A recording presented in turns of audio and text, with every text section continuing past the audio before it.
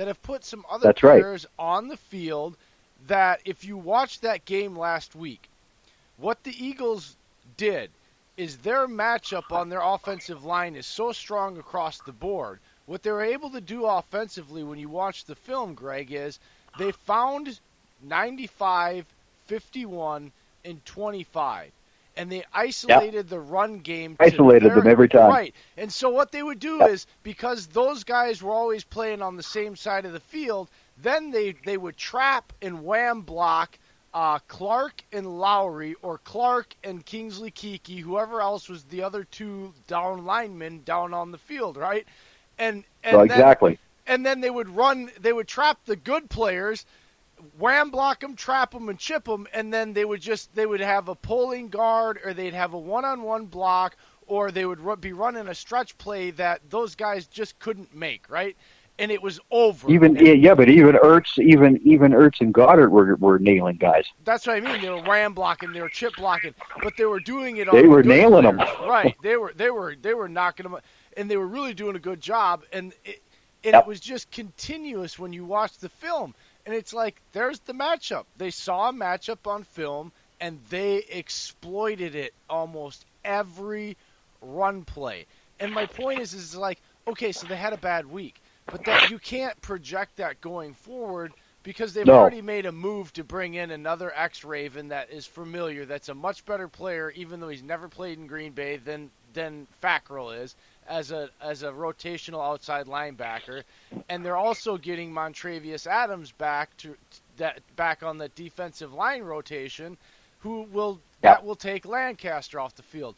So what I've been trying to pound the thing for, especially yesterday at the roundtable, was like the last couple of weeks with the run defense, you kind of got to throw it out the window and kind of go forward and see what it's like. You forgot an important player there, bud. Who's that?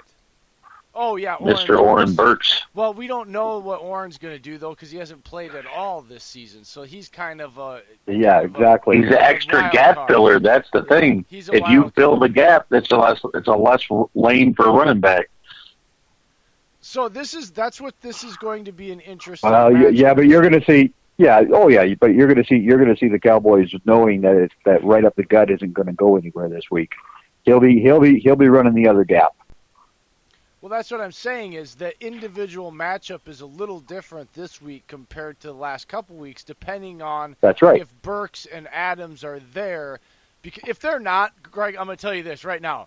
If they're not, and I got to watch those other guys play, and they don't think Tim Williams is prepared enough to play, and we get another, you best believe that they're going to eat, because they will just do the same thing that, they're not dumb. They're going to see what's on film, and it's worked, and their offensive line can do the exact same thing. So I am just hoping like hell those guys are healthy and can play and be productive, because if not, boy, it's going to be a hard day. It's going to be hard to watch again. Honestly.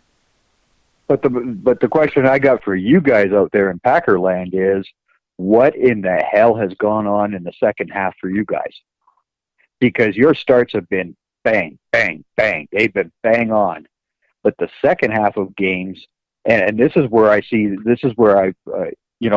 I don't know. I don't think he's playing Sunday. No, I don't think they're going to conserve him just for the longevity of it all, and that's the smart move. I think they're going to have to, right? That's going to be the Detroit after. They can't risk him long term. And even if he sits for the Monday night game, I'm not going to get mad about it, because he's too important for the long term. Well, that's right. But my whole thing was in the 3 games before the Philadelphia game, where in the hell was he? Who, Rodgers or Adams? No, Adams. He's your best. He was getting triple covered in most games.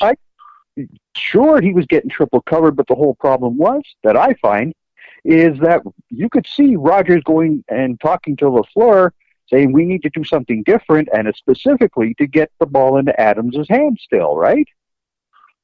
And that's LaFleur seems like LaFleur's got this mentality of, I'm the head coach now, and it's going to be my way or the highway. And I see that in the second half of those first 3 games there at the Packers, I watched all of them, Rodgers looked frustrated with the play calling. And you've got that a McCarthy system. That's why he's trying to break that ingrained problem of McCarthy, and you can see it. He's used to it. That's why he's wearing the wristband. He's trying to go out and do that system that LaFleur wants. And I think they found something last week in Philly where he got going right before the second half, into the second half in Philly. They found something with a McCarthy system and a LaFleur system combined, and it seemed to work. Well, and hopefully that stays the same because Rodgers is a guy that does not need to be put on a leash. He's the last guy in the league that I would put on a leash, and that's what he looked like in the second half of those first three games, like he was on a leash. And I'm going, what are you doing to him? I also have to. You also have to look at this though too, and this goes back to a theory I've had since the beginning of this whole thing and all the negativity was. It's going to take time for Aaron Rodgers to fully buy into this system, Greg, and get out of the habits that were created and mainly the bad habits of having this offense be all on Rodgers. At 35 years old, with a plate in his shoulder and a broken collarbone that he let heal up, his game needs to change for the longevity of him, which means he has to be able to lean on a run game. And this offense has got all kinds of built-in explosive plays. We see it in the 49ers offense. We see it in the Rams offense. But it takes an establishment of the run game because there is so much play action and double action on this that if you do not establish the one, and my point, and this is, Greg, you'll appreciate this, it's an old school mentality about the difference between an establishing the willingness to the run game and having an effective run game, right? They're two different things. Agreed, Greg? That's right. Totally. Because you can still have an effective play action game without having an effective run game. Because you have established that you will still go to the run, and the defense, it almost works better sometimes for a play-action play if you're only getting 2-3 yards, and the defense feels like they're stuffing it and getting confident because they overbite on it, and that really opens up the big play, and then that causes almost this panic mode in the defense that starts to help open up your offense in a better way. But if you do not commit to establishing the run, all that fancy double gadget play, we've seen it. It happened to the Rams in the Super Bowl. It means it ends up going from an explosive offense that scores 38 points a game to scoring nothing. Because nobody cares about the guy in the back because they know that it's all window dressing then. It's just ice cream with sprinkles on it, and it's still vanilla ice cream. And nobody cares a shit about the sprinkles. So I understand. Well, exactly, but yeah, I understand people are upset that they think he's being on a leash, but we've also seen the big plays to NVS have all come because of that willingness and off a double action. So, yes. But that all seemed to happen. That good stuff all was happening early, though, right? Like the defense was doing what it was supposed to do. It would create a turnover. Aaron would put it in the end zone. I'm going to bump that part of it to Dave because that's the other part of our theory. So I'll let Dave answer that part. But all I'm saying is that the early play by the Packers in those first three games was just awesome. And then it was like, what the hell are you guys doing after halftime? Actually, brutal. The Denver game, we scored in every single quarter in the Denver game. We were fine in there. Philly, we scored in every quarter as well. The thing is, those first two games where they got started hot and then cool off, Greg, it was the offense's preseason. They didn't get to play in Canada because of the field. Bingo. That's the thing. So and this is one of my big issues with the entire first month of this season with every team just about. These guys still aren't game ready. They're not together having any snaps. This is why we're going to switch to a 2-game preseason. I can't wait. It'll be 18 games and a 2-game preseason. Now, would you give 2 buys during the regular season or no? Yeah, you get 2 buys. even though they don't do Okay. it up here in Canada. I mean, Canada's had an 18-game season forever. Everybody plays every game, so this nonsense is about having a second bye for every player. I don't know why you would really need it, but Well, it makes more sense too, is because of the fact that you get to have teams at a chance of being at their best. So you play a team at their best, healthiest chance, rather than playing when they got 18 people on IR. I mean, so I can see some some dings and all that jazz. Okay, you miss this one, don't worry about it. You still get 16 games. Well, okay, yeah, but yeah, I can see it from that point. Also, another thing I wanted to add on the Packers offense, one thing that we've noticed over these last 4 weeks with Rodgers and LaFleur is, from watching week 1, we're like, man, they got to go look at the tape. And then week 2, we noticed a couple things they started to fix a little bit. And then week 3, there was a couple more things. Week 4, the offense was making the right calls, the adjustments. It's just the defense couldn't stop anything. They were letting freight train holes emerge, and Jordan Howard and Miles Sanders and Darren Sproles were literally jogging through the holes and skipping because they had so much time. And that's the thing. And dumbass me had Howard on the bench, thinking the Packers defense have a good night. Three touchdowns too. But that's okay. That's okay because on that same team, I still had Chubb.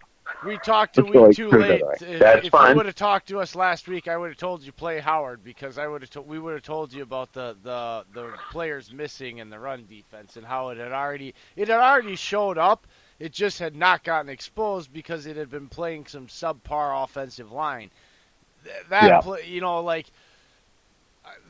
Look, we thought that would go differently because we figured that. We thought that the offense was going to put more pressure sooner on them and take them away from the run.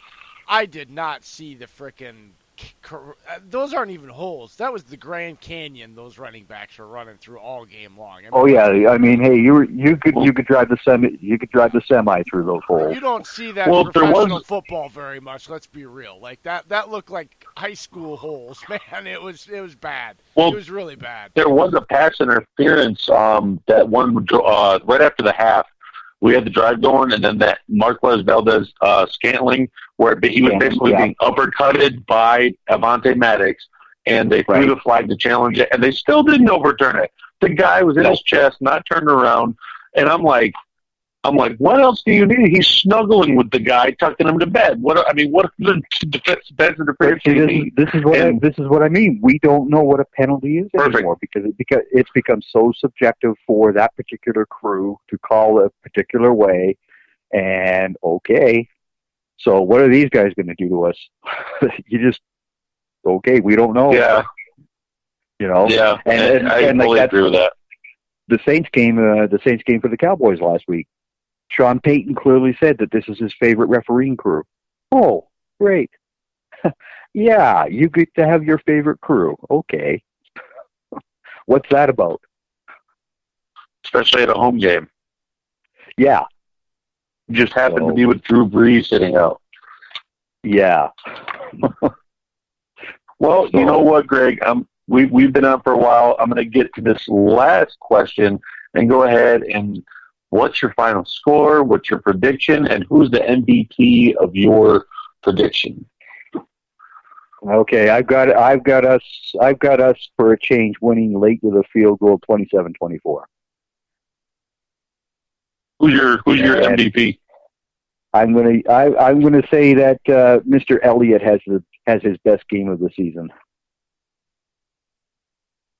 Jay, you want to go?